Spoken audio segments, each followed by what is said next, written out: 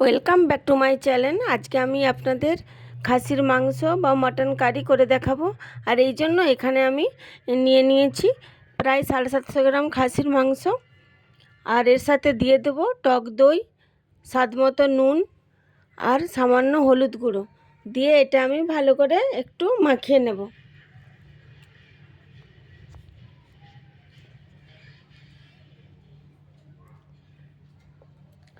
ভালো করে মাখানো হয়ে গেলে এর মধ্যে আমি দিয়ে দেবো আদা রসুন বাটাটা আমি এখানে 2 টিস্পুন নিয়েছি। দিয়ে এটা আমি মাখিয়ে আধা ঘন্টার জন্য রেস্ট করতে দিয়ে দেবো।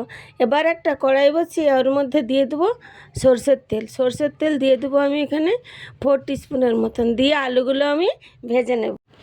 আলুর মধ্যে দিয়ে দেবো আমি সামান্য হলুদ আর সামান্য নুন দিয়ে এটা আমি ভালো করে নাড়াচাড়া করে এটা আমি ভেজে নেব।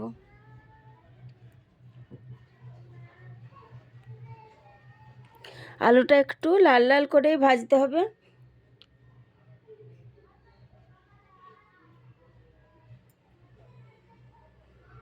এরপর আমি খানিকক্ষণের জন্য এটা চাপা দিয়ে দেব। এবার ঢাকনা খুলে দেখে নেব আলুটা আমার ভাজা হয়েছে কিনা। আলুটা আমার ভাজা হয়ে গেছে, এরপর তুলে নেব। এবার ওই তেলের মধ্যেই আমি ফোড়ন দিয়ে দেবো। ফোড়নের জন্য আমি এখানে দিয়ে দেবো একটা তেজপাতা আর শুকনো লঙ্কা। দিয়ে আমি এখানে পেঁয়াজ দিয়ে দেবো। পেঁয়াজ এখানে আমি দুটো বড় বড় সাইজের পেঁয়াজ নিয়েছি। এবার পেঁয়াজটাও আমি 2 মিনিট ধরে লাল লাল করে ভেজে আর এরকম লাল লাল করে আমার ভাজা হয়ে গেছে। এরপর এর মধ্যে দিয়ে দেবো আমি ম্যারিনেট করা খাসির মাংসটা। দিয়ে এটা আমি আরও 2 মিনিট ধরে এটা নেড়ে ছেড়ে নেব।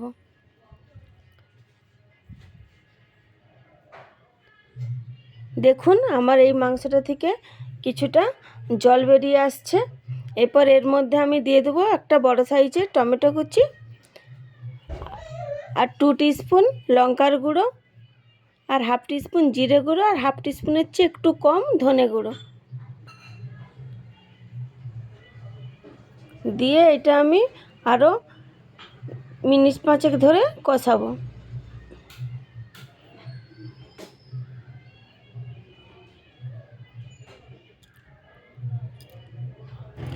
এবার আমি ঢাকা দিয়ে দেব। ঢাকা দিয়ে হতে দেব 5 মিনিট। ফিরে আসছি 5 মিনিট পর। দেখুন মাংস থেকে অনেকটাই তেল ছেড়ে গেছে, কিন্তু এখনও আমার কষানো বাকি আছে। টমেটোগুলো দেখুন এখনও গলে যায়নি, তাই আমি আবারও 5 মিনিট একে কষিয়ে নেব। আর এখানে একটা কথা বলে রাখি, এখানে আপনাদের আরও 1/2 টিস্পুন হলুদ গুঁড়ো অ্যাড করতে হবে। এরপর এর মধ্যে দিয়ে দেবো আমি ভেজে রাখা আলু দিয়ে আমি আবারও 2 মিনিট কষিয়ে নেব।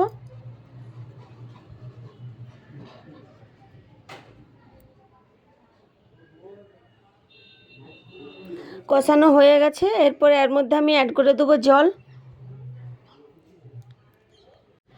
আপনারা ঝোল কতটা রাখবেন সেই মতো জল দেবেন। আমি এই পজিশনে এতটাই জল দিয়েছি। এরপর ঢাকনা দিয়ে দেবো।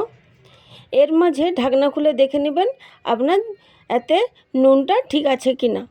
আর তো আমার নুনটা কম আছে, তাই আমি এর মধ্যে মিশিয়ে দেবো আরও 1/2 টিস্পুন নুন। দিয়ে এটা আমি একটু নেড়ে নেব। দিয়ে আবারও ঢাকা দিয়ে হতে দেবো আরও 5 মিনিট।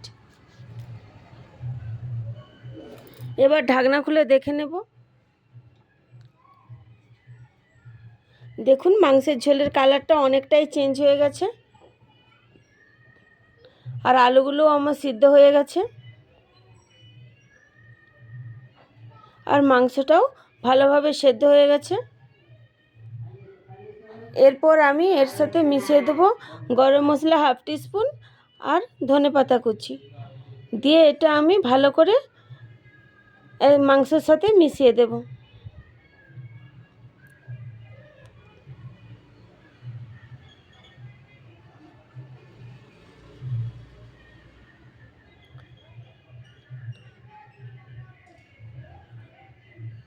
আমার মাংসের ঝোলটা রেডি হয়ে গেছে। এরপর নামিয়ে নেব। আর রেসিপিটি যদি আপনাদের ভালো লেগে থাকে তাহলে অবশ্যই লাইক, কমেন্ট ও শেয়ার করে দেবেন। আর যারা আমার চ্যানেলটি নতুন দেখছেন তারা চ্যানেলটি অবশ্যই সাবস্ক্রাইব করে দেবেন। নমস্কার আমার চ্যানেলে এতক্ষণ থাকার জন্য। ফিরে আসবো আবার কোনো অন্য একটা ভিডিও নিয়ে। নমস্কার।